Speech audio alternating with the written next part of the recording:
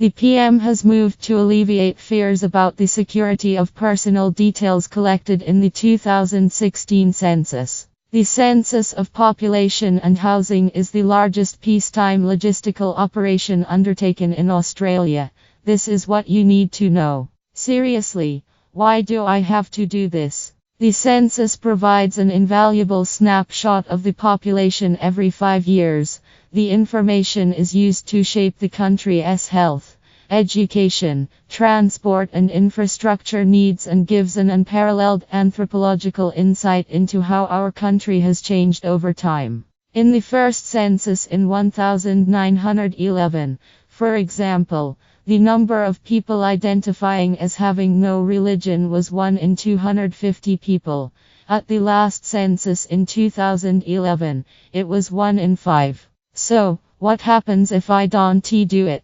In short, astronomical fines. It's illegal not to complete the census and the fines for failing to do so are steep. $180 per day for each day that you don't return the form, if you do so by the old school paper method, and $1,800 if you provide misleading information. We re-looking at you, Jack Mehoff. Might just be easier to fill it in, But, what happens if I am not home? If you're staying with family and friends, just make sure to include yourself on their form. If you're at a hotel, caravan park, hostel, bed and breakfast or serviced apartment, you'll need to get a form from the operators. Same goes for Airbnb. So if you rent out a room on the sharing app, best you get in touch with the Census Inquiry Service on 1300 214 531. International tourists also have to fill in the form. If you're planning to be somewhere remote, there will be special field officers at places such as truck stops and caravan parks who can provide you with a form or information on how to complete the census online. If you're out playing Pokemon Go, stop it.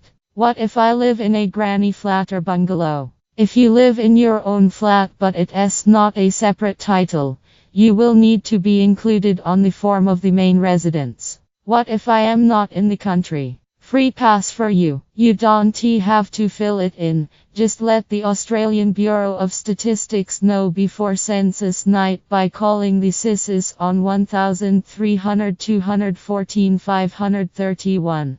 So you don't arrive home to one of those massive fines. I got a paper form and a digit login.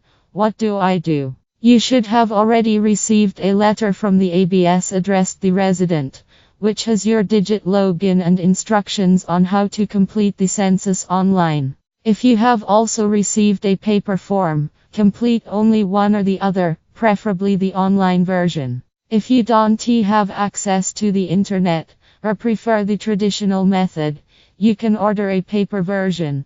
The instructions are in the letter from the ABS, or, you guessed it, you can call the Census. So, what information will I need to have ready? The census will ask you a range of questions you should be able to answer off the top of your head, such as your age, gender, relationship status and residential status. If you have moved in the last year or last 5 years, you'll need those addresses, because you will be asked about that.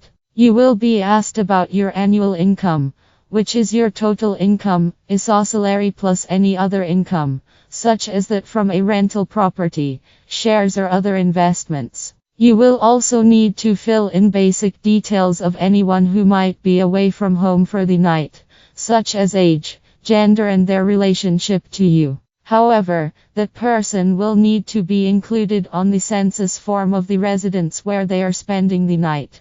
What exactly happens to all that personal information?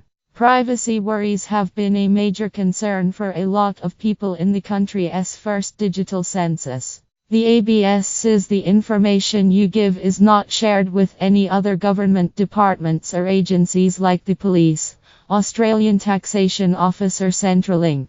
It is legally bound to protect the privacy of everyone who does the census and will not release information in a way that will identify any individual or household.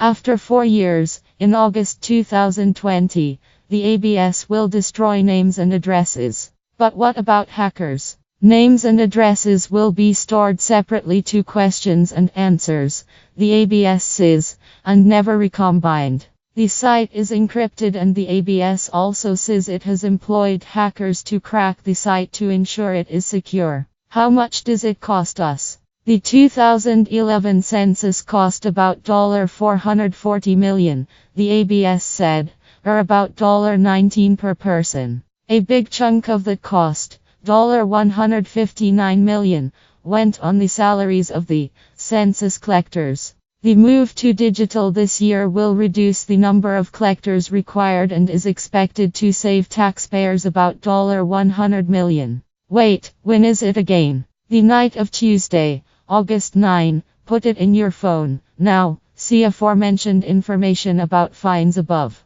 What other questions do you want answered? Email Kim Stevens at news.com.